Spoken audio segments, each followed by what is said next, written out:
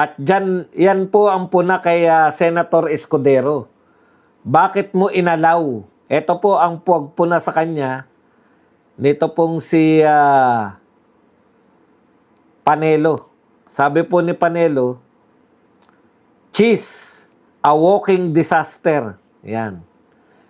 Ito ang naging matinding puna ni dating Chief Presidential Legal Counsel at spokes Attorney Salvador Panelo sa pagpe-preside po ni Senator Cheese Escudero matapos payagan ang pagbanggit sa affidavit ng self-confessed hitman na si Arturo Las Cañas sa impeachment trial ni Vice President Sara Duterte. Ayon po kay Panelo, ito po ang kanyang pahayag. This presiding officer, excuse me, Chis, you're a walking disaster pagdating sa pag-preside mo. Kasi hindi mo dapat pinayagan yun. It was just a scrap of paper. So yung pinabasa niya po, yung scrap of paper, parang nagpropaganda lang po. Kita niyo yung mga sinabi doon na si BP Sara ay sangkot.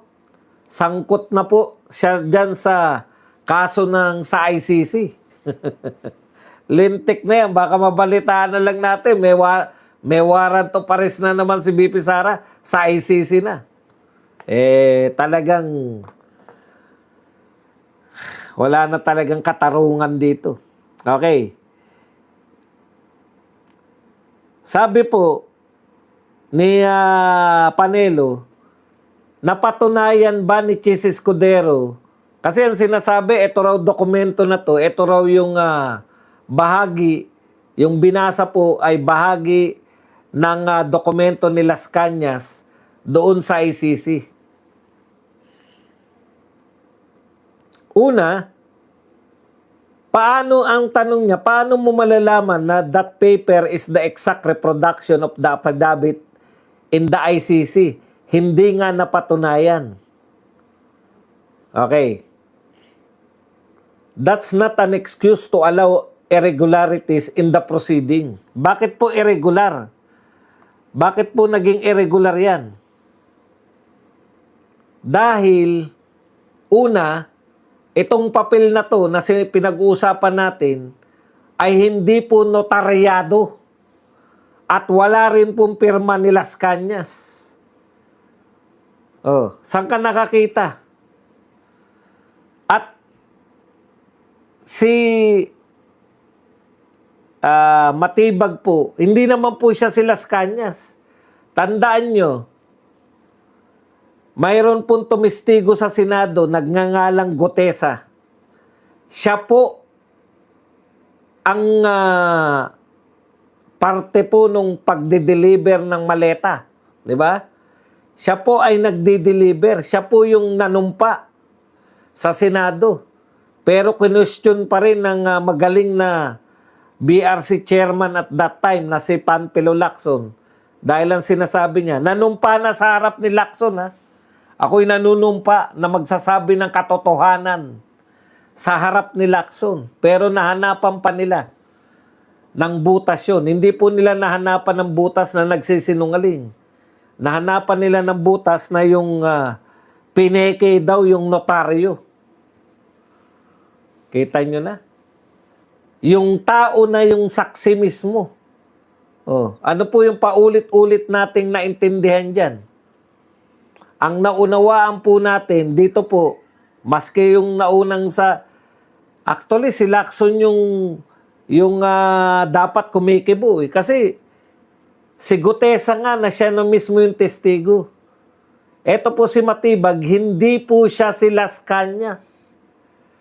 Ang pinabasa sa kanya ni Luistro, testimonya ni Las Cañas sa ICC. Walang notaryo, walang pirma. Kaya ito po ay isang scrap of paper lang ayon kay Panelo at ayon din po sa defense. Pero ang tanong, bakit pinayagan ito ni Cheese Escudero? Yan nga yung binara sa kanya ni Pia Cayetano. Sasabihin mo na hindi yan yung ultimate. Bakit mo pinabasa? Hindi mo man lang chinek na walang notaryo na ito ay hindi po testimonya ni Matibag. Tinitestimonya ni Matibag si Las Cañas. Kaya nga ang tanong ng defense kay Luis to eh. Di ba? Ito bang si gaano ka-importante? Sino ba nagtanong? Si Pia Cayetano ba? O yung depensa? Si Pia Cayetano yata. Gaano ba ka-importante si Las Cañas sa inyo? O, ano sagot ni, hindi po. Wala pong kinalaman. Wala palang kinalaman. Bakit nyo binanggit? Ibang kaso po yung sinasabi kay Las Cañas, hindi po yung pagbabanta di umano ni BP Sara. Gustong ipakita sa testimonya ni Las Cañas na si BP Sara ay may tendensiya talaga na ipagawa yung binibintang nila. May kakayahan talagang mag-threat si BP Sara sa Pangulo ng Pilipinas. Ano po ang problema dyan? Ano po ang sablay dyan? Una, hindi naman si Las Cañas yung nagbabasa ng kanyang sinabi, kundi si Matibag. Isang tao lang ba si Las Cañas at si Matibag? Bakit mo inalaw?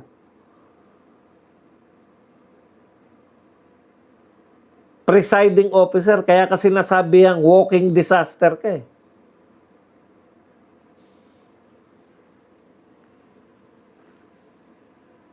Testimonya ni Las Cañas, babasahin ni Matibag. Ang question nga, sigurado ba kayo na yan yun? Yan yung mismong testimonya ni Las Cañas.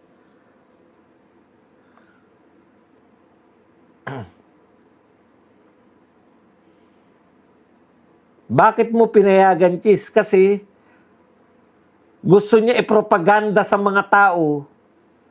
Wala talaga silang yung unang tatlong testigo, wala pong kinalaman.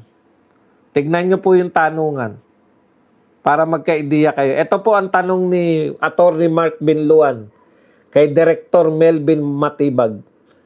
Attorney Binluan, were you present at the November 23, 2024 press con? Sagot ni Matibag, I was not present. Was there any NBI agent present? Not that I know of. Sa kabila po ng pagtestigo nyo ngayong araw, inaamin nyo ba na wala kayong personal na kaalaman sa nangyayaring investigation starting November 23, 2024? Malinaw naman po yun at ang korte po can take judicial notice of the fact na hindi pa po ako NBI director nung panahon na yun.